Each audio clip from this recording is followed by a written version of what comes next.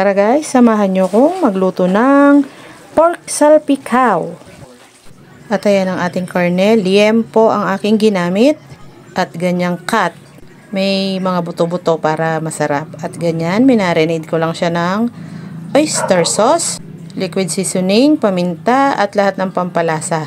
Kung ano lang ang meron ko dito sa aking kusina, yan lang lahat ang nilagay ko. Ano lang to, murang version ng pork salpikaw. At habang minamarinade natin ang ating karne, nag-fry tayo ng bawang. Pang toppings natin yan mamaya. At after nyan ma-fried, isa-set aside lang natin siya. Tapos, i-ready na natin ang ating karne.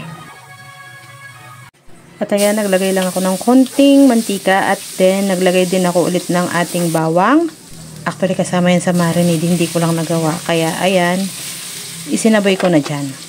Ganyan lang, palalambutin lang natin ang ating karne dun sa pinang-marinade natin.